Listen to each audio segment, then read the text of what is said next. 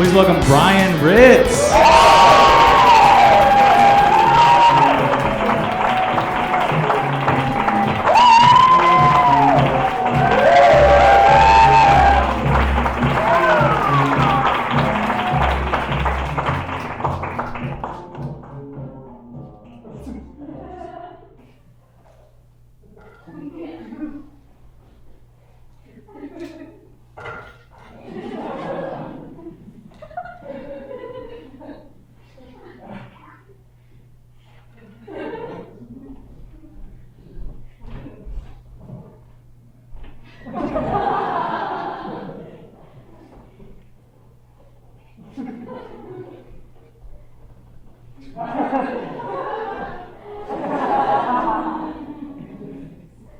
Hey everyone, I'm Brian.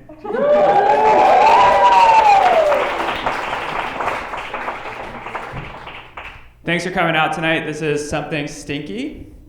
Yeah, better applause for my name. A lot of comedians want to get on SNL. They want to do a Netflix special, tour the world. Not me. I'm doing this for one reason and one reason only. I want to go on a cruise. I want to do stand-up on a cruise. This is an audition. The reason I want to do stand-up on a cruise is because my wife won't go on a cruise vacation. But she said if I got a gig, she would come. So now I've got to do this. You're all caught up. I am nervous though, because I don't think anything I do or say will be as funny as like an armpit fart to an 8-year-old. Do you remember? Oh, God. Oh, God.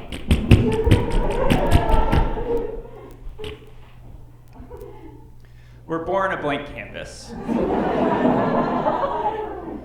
We pee, we poop, we fart. We're told don't fart. Farting's gross. Farting's inappropriate. But sometimes it just happens. Sometimes you just fart. It's random.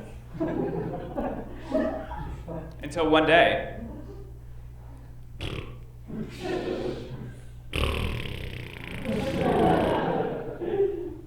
This is controlled chaos.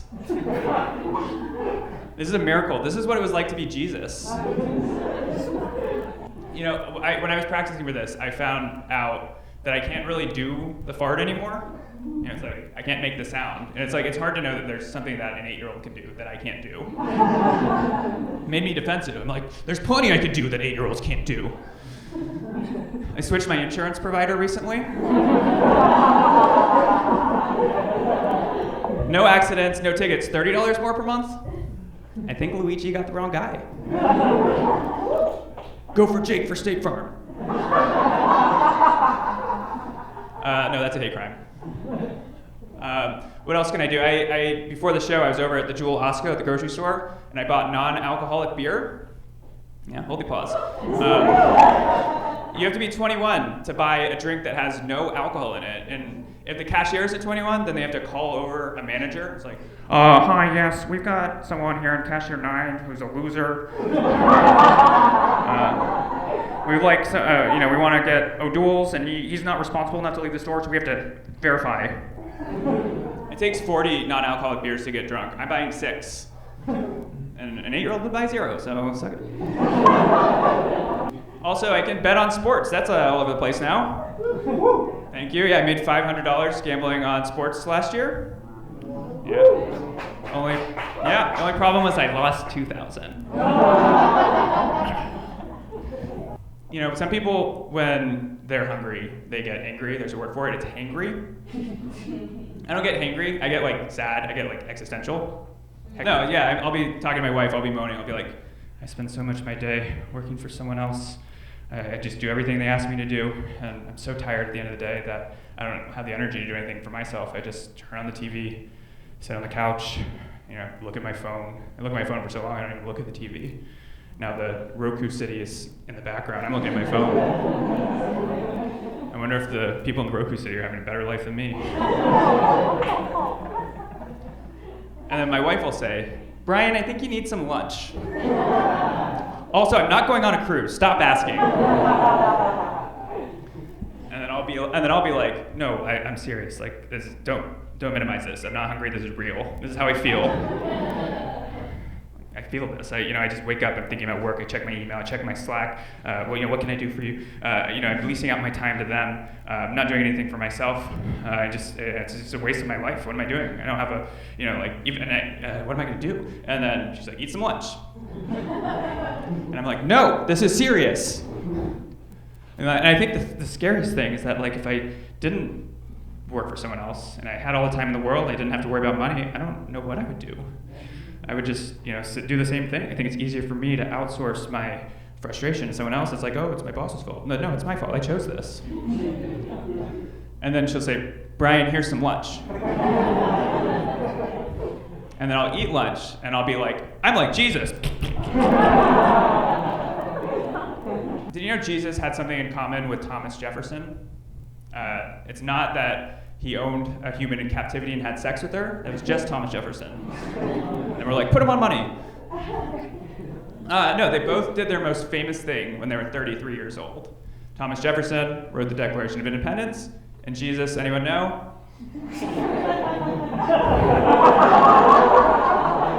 He died. I'm not saying it's like their most impactful thing, just what they're most known for.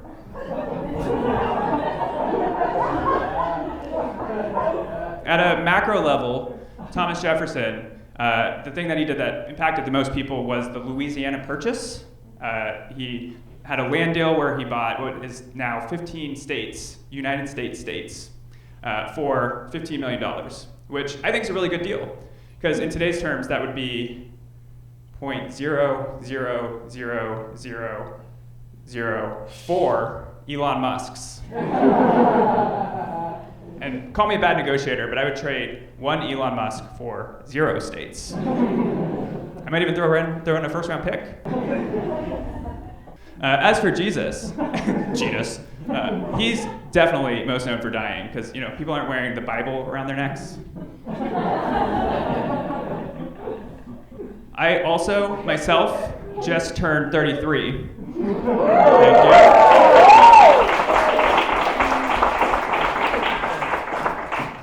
And I have an equally valuable thing to contribute to modern society, which is... But thank you for what you did then. Just now.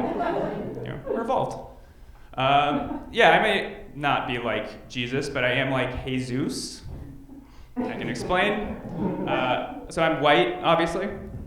Yeah, good you didn't clap. But what you don't know is I'm actually half Hispanic. And still no clap. Okay, a little weird. Yeah. And that's usually confusing to people because you don't look at me and say, like, is that Bad Bunny?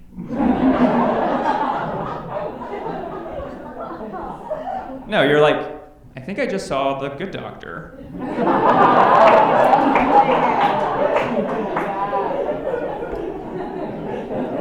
Yeah, people find out I'm half Hispanic and they're like, yeah, which side? It's like, my backside. No, it's, I got the European side from my dad, and my mom gave me the anxiety. Hispanic people are anxious. I don't think the federal government's helping much. Half of me is like, yeah, send him back. And the other half of me is gonna get sent back. Where's back? No one's really figured it out yet. No one's thought that far ahead. I haven't really had any problems with racism besides, like doing it just now. But I do have a minor inconvenience, and it's government forms. And I think you need to know about it. I know that's my European side speaking, but you need to know about this issue I have. It's like, it asks you for your ethnicity, and then it gives you a few options, like Pacific Islander, no. African American, no. White, parentheses, not Hispanic or Latino. Why are we singling that out? But I can't get away with Hispanic or Latino, because I'm the artistic doctor. So, what am I? Same. I gotta go back through the list. I'm like, okay, Pacific Islander, I'm an American, we're on the Pacific, maybe it's a really, really, really big island, and it's becoming a bigger island. The world's world's biggest island. You haven't seen an island this huge. Am I African American? She take my mind when I'm in need. Yes, I try. Friend in need. I ain't saying she's a gold digger, but she ain't messing with a broke. No. No, I'm definitely not. There's a lot of braggadociousness in hip hop. You know, I've got the fastest cars, the prettiest ladies around, the mostest guns. You know, inflating is part of the culture. It's fun. It's part of the art form. But it's not always honest. I think the most honest rapper was Notorious B.I.G. He famously said, "I like it when they call me Big Papa." Yeah, I'm going to try to rap it. You'll note that in the lyric, he doesn't call himself Big Papa or the biggest Papa. He's talking about his feelings. I think it's sweet. That song is produced by P. Diddy. So I want to thank P. Diddy for bringing some honesty and sweetness to the world. Specifically in that. Like, thank you, Thomas Jefferson, for the Declaration of Independence. And only that. Yeah, I'm not African American, obviously. But I'm not white, parentheses, not Hispanic or Latino. I'm the opposite of that. I mean, if we're getting specific, I'm really like white, parentheses, technically Hispanic or Latino, but doesn't know Spanish, didn't pay attention in class, can just like speak into my phone now and it translates it. So, you know, yeah. Sorry. But you know, like I don't have to know the language anymore, but I don't get the cultural references. You know, I feel like when the Hispanic majority takes over, I'm not going to really fit in, but federal government is trying really, really hard to prevent that from happening. So I'm like sitting on the fence waiting to see which side to fall on. Does that make me a scab? Don't answer that. Yeah, that's not an option, so I choose prefer not to say. But that's a lie, because I would prefer to say. Just wasted like 5 minutes of your life talking about this. Oh, please, government, can you know exactly what my DNA is? And is there a place where I can put where you should deport me? Somewhere tropical, preferably. And also, don't they already know this? Fucking idiots. Let's see, what else do I want to talk about? A lot. I moved to Chicago recently from New York. The best part about living in New York was leaving. I'd go out of town, I'd meet people, and they'd be like, "Where are you from?" And I'd be like, "Oh, a little place called New York." Heard of it? New York? New York? And it's like telling people you went to Harvard, but the people at Harvard are smart enough to know that other people don't like that.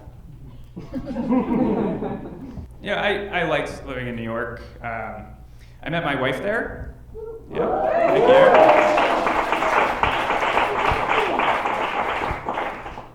Supply and demand was in my favor. She's out of my league.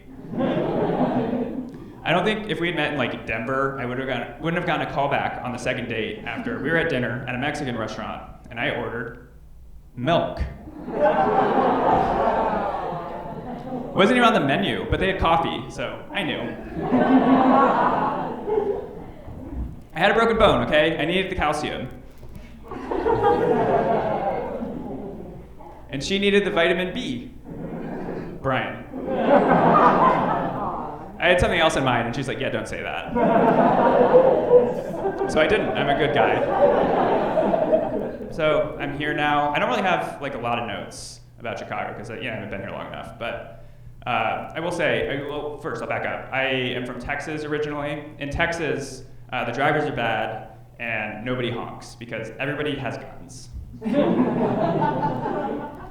In New York, the drivers are good because they're all taxis, and everybody honks because that's how you say hello. And also, no one in New York has guns. In Chicago, you're the worst drivers I've ever seen. And you don't honk. You should honk. It has nothing to do with guns. It's just like, it's not like you're not like bad drivers, you're fine drivers, you're like bad thinkers. Like, it's the decisions that are the problem. And I'm not talking about like every red light, there's like someone going through and then another person going through. That's, whatever, I'm used to crazy. The problem with the Chicago drivers is like the people who think they're being nice. I'll be standing there with my dog waiting to cross the street, and someone will like stop and wave me through, like, go on, go ahead. It's like, it's not a crosswalk. Like, I was gonna wait. Like, go ahead. And now there's like 3 cars behind them. And I'm not sure what to be doing myself. Like, I guess they're like, go ahead. So that's what I should be doing. But like, I shouldn't be doing that. Like, this is not where I do that. It's like, it's me and a dog are not more important than 7 cars. They're like, go ahead. And it's like all these 12 cars see me standing there, and they're like, oh, this is the reason I'm stuck here. It's like, no. This person being polite made me impolite, and they are the problem. And then I'm like, oh, okay, I'll go. Like I mentioned, I am from Texas. In Texas, growing up, one of the worst things you could be called was gay. Very, bad culture, homophobic culture. Because if you were called gay, it meant that you were a man who had sex with a man. And having sex with men is what women do. So that meant you were like a woman, and woman, bad. Texas. So we went to great lengths to prove that we were not gay, or to like not be called gay. And I remember whenever I had to yawn, I would go into the corner and cover my mouth, lest someone took a picture of me. A friend, went to Google and looked for a picture of penis. Some of you think you know where this is going. You don't. Well, maybe a little bit.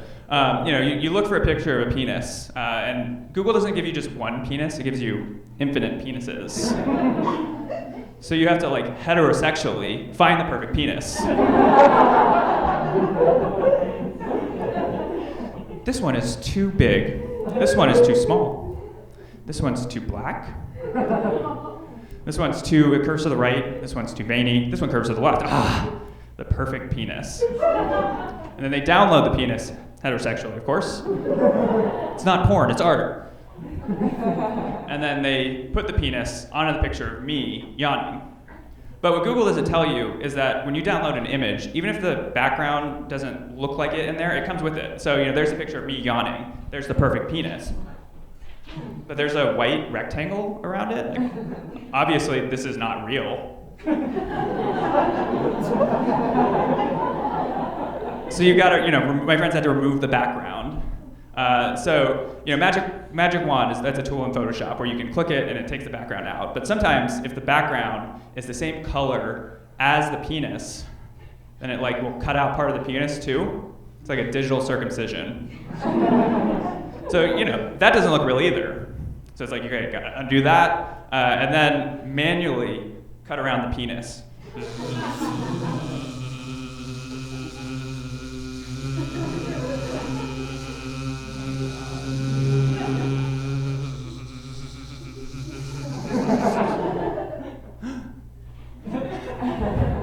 All right, penis is cut out. This looks right. Well, not exactly. You gotta adjust the saturation, get the colors just right. Add a blend, Gaussian blur, drop shadow, stroke.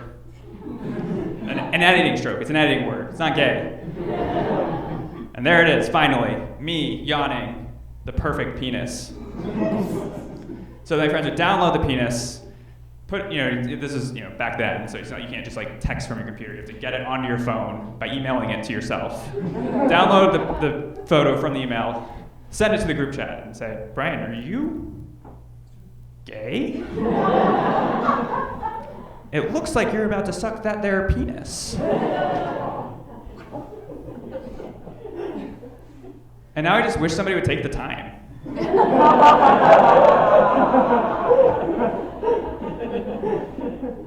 With AI, you just boop, zap it on in. Where's the craftsmanship? Where's the heart? The iPhone has this feature where you can put your finger on the penis heterosexually for a couple of seconds, and it just cuts out the background perfectly. Do you even care enough about me to call me gay, bro? I've been getting medical massages. Yeah, not everyone at once. They're like retail massages, except everyone I work with has to pay a little bit more in health insurance next year. I know I'm not a good guy, but if it makes you feel better, I'm not like enjoying these medical massages. My masseuse Garcia, it's not his fault. He's very good at his job. It's just like the mood is wrong. Like I go in and he dims the lights, lights a candle, puts on some music. Who can say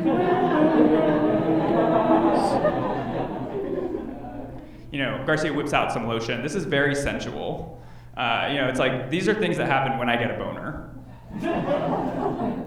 And just to be clear, I'm not attracted to Garcia. Like, he's got a tight fit, he does a lot of physical labor, good looking guy. He's just not my type, because my type is women. So if I were to get a boner with Garcia, that would start some conversations that I don't want to have. And I don't think Garcia does either. He's a medical professional. But, he's grabbing my feet, working his way up my legs, and I'm just like, don't get a boner. You're not with me. All right, fellas. When you start thinking about getting a boner, you're more likely to get a boner. That's just like, it's in your head. All right, just me, all right. Fellas. Yeah, so, but, it's not a big deal because I'm like on my belly. So even if I got a boner, which I didn't, even if I got a boner, who would know? Just me and God. God. The moment of truth in the massage is the flip. Because, if I get a boner on my belly, who's going to see? That's easy mode. But if I'm on my back and I get even a tinge of movement, I know, God knows, Garcia knows, my wife knows, my parents know, my wife's parents know. There's a live stream. The president posts about it on his dumb website. Oh, this loser comedian's not funny. He can't do good impressions, and he's never going on a cruise. Sad. And to make matters worse, now I have to fart. So I'm getting touched. I'm like, don't get a boner. Don't fart. Don't get a boner. Don't fart. Don't get a boner. Don't get a boner. Boner. Don't fart. I'm not having a good time. And Garcia's like, take a deep breath. Don't get a boner. Don't fart. Don't get a boner. And then I smelled it. Garcia farted, I think. And it smelled so good. And I finally relaxed. Until, of course, I had to explain to my insurance that this massage was medically necessary. Now I need therapy. No, I needed therapy before. I have a dog. His name's Tino. Yeah. For those of you who have met him, he definitely needs therapy. And for those of you who haven't, here's what you need to know. Dogs' noses are about 100 times more powerful than human noses, like maybe 1,000. And they love to use them. They love to sniff. And I say sniff because sniffing is intentional. Smelling happens. So I sniff cookies. I sniff flowers. I smell farts. I did not sniff the fart. That inhalation happened to me. The fart entered my nose uninvited. It's like Mr. Beast. I've not once in my life sought out a single piece of information about Jimmy Donaldson, age 27, YouTuber, television producer, chocolatier. Modern day Willy Wonka. I don't want to know this. This happened to me. I smelled Mr. Beast. My dog, he has a great nose. He smells everything, but he sniffs poop. Dog poop. Can't get enough of it. We'll be walking. He's on a collar, he's on a leash, got him around the neck, and he's like, Daddy, there's poop over there. There's poop, please. I gotta smell poop. I gotta smell poop. I'm gonna smell, let me smell it. Poop. Ah, that's good poop.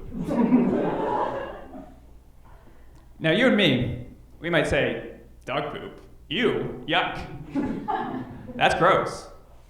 But Tino's the nose expert, and he thinks it smells good. We trust the experts, right? If a bartender recommended a drink, you may drink it. If a librarian recommended a book, you may read it. So you're not going to trust the guy who knows smells better than anyone? Has anyone seen the Poop Cruise documentary? Yeah. So basically, it came out recently. My wife's been talking about it for years. Basically, what happened is like the toilet's backed up, sewage got on the deck, there was poop for a couple of days, whatever. And it's like, babe, don't you know, poop smells good. If our dog Tina was with us, he wouldn't even go on an excursion. He would just be like, I'm staying on the ship, I'm staying on the ship. Every sniff is a new vacation. This is like what they were thinking when they invented the metaverse, just like feces everywhere. All right, that one was for me. The metaverse, get out of here. I think our problem as a species is that we haven't evolved enough to appreciate dog poop. You can't enjoy it like a dog can. You can amplify vision with contacts. You can amplify sound with hearing aids. Why isn't there anything to make us smell better and appreciate dog poop? Well, do I have good news for you? I don't have anything more in the pockets. Nostril nozzles. Shove them in, twist them. That's good dog poop. I've got a tagline. Sniff more, smell less. Sniff less. All right, so for this next part, is there anyone who wants to come on stage? Okay, we got one. Come on up.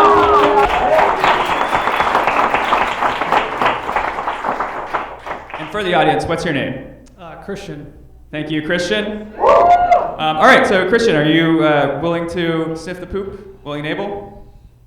If you'll have me, yes. Thank you. All right. Let's just give it a. You don't have to. Maybe you can just like whiff it. Yeah. Yeah.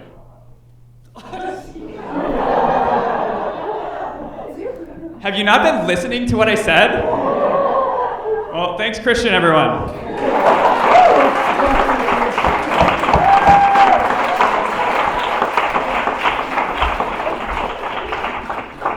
So my mom retired recently, and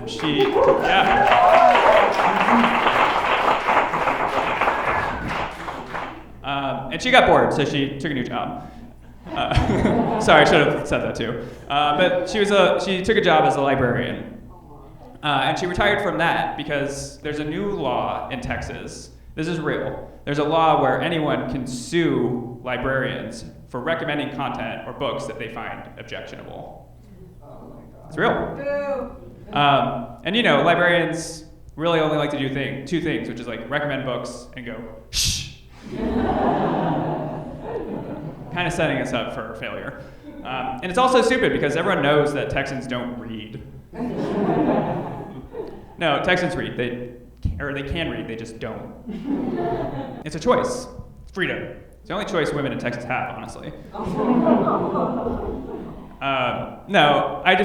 It's like the reason that this law passed is because some select people think that librarians are recommending satanic content to teens, which they're not. They don't get involved with this to like do the culture wars. Like, there's easier ways to recruit people to the devil. But if you're a good Christian, then you've got to fight the devil. It's how you get to heaven. And I just think if, the librarians are freaking out. I think if like you getting to heaven means making someone else's life hell, then you're the problem. And I hope your heaven smells like dog shit. It's good. I hope it smells good. Great. So I was raised Catholic, which means I'm no longer Catholic. My wife was raised Jewish, which means that she will always be Jewish. It also means our kids will be Jewish and they won't go on a cruise. Definitely not a Disney cruise. Notable anti-Semitic. Disney's fine. I don't know why I added that. I mean, is he fine? I don't know. That's not what this is about. It also means that I should not talk about what's going on in the Middle East. Don't have an opinion on it.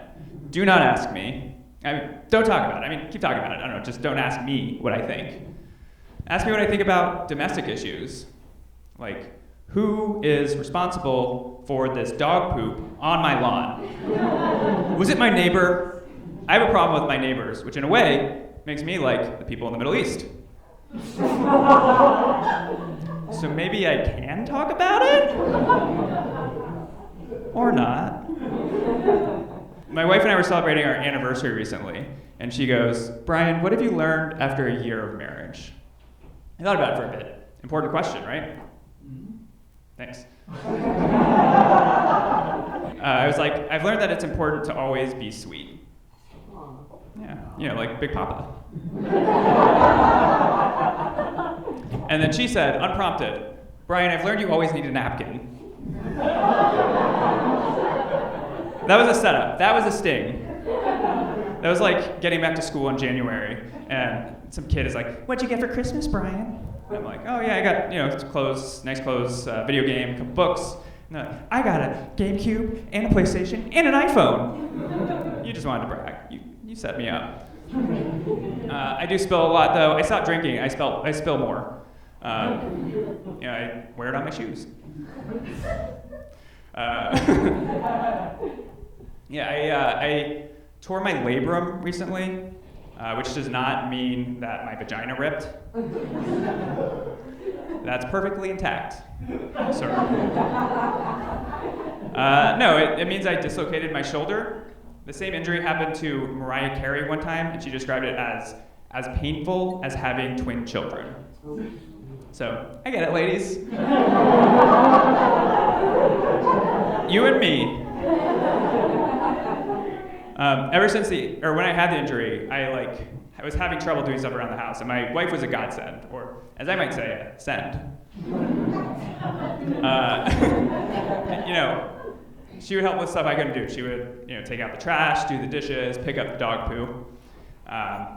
It was very good to have her, but there was a lot of favors, and they started piling up, and I felt like I owed her.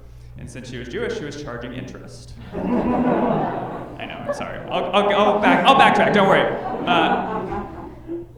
I felt like I had to do the trash and the dishes, pick up the dog poo, and pick up her poo. And my wife doesn't love this joke. It's not because of the poop stuff. It's obviously women don't poop. We all know that. It's because right now there's a lot of animosity toward Jews. Hate crimes are on the rise. So it's not good that I'm possibly contributing to a negative stereotype. But I really wanted to make the cheap joke. I'm sorry. It's a pun. Honestly, I did feel like I owed her. She didn't force that feeling. I felt it. It was the Hispanic anxiety. And then an opportunity presented itself.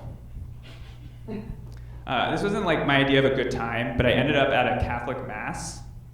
And the thing about Catholic mass is, if you're raised Catholic, is that you are allowed to, at the end, get the Jesus cracker and the wine.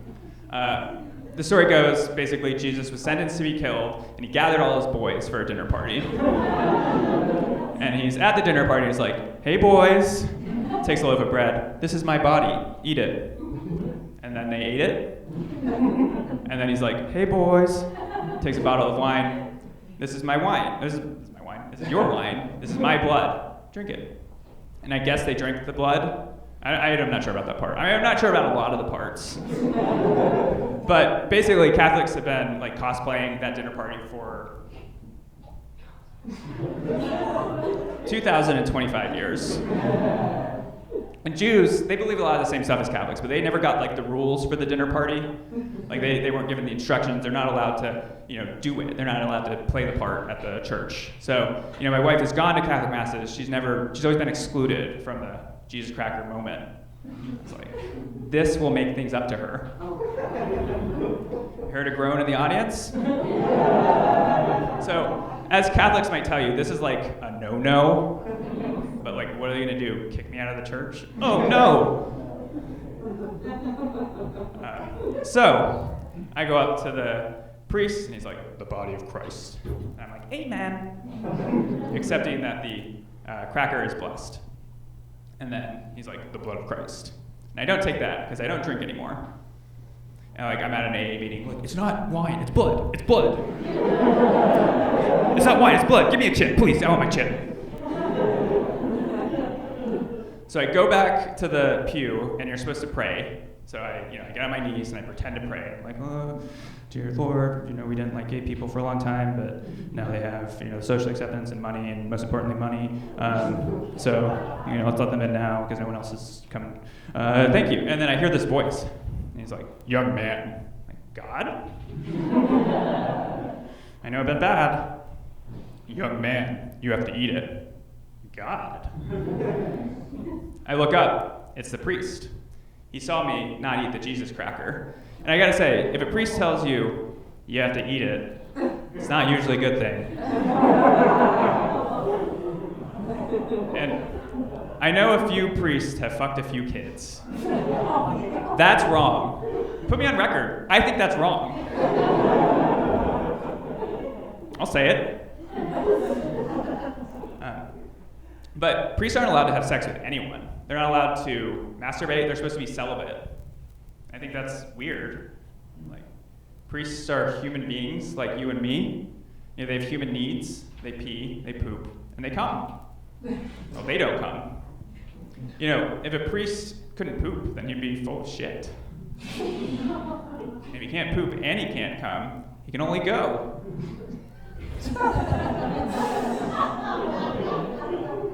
I really do think priests should be coming. Like, why are these people not allowed to come? That's so weird. The new pope is from Chicago.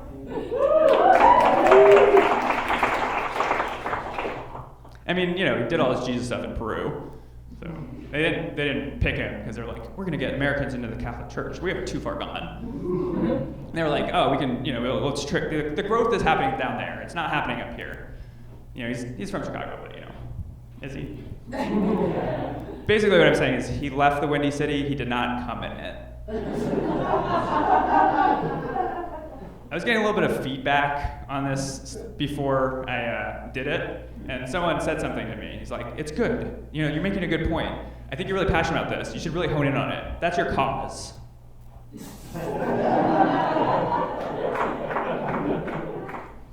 Making priests come is my cause? I mean, yeah, they should be coming. Like, it's weird. I don't know if it's my cause. My cause is I want to go on a cruise.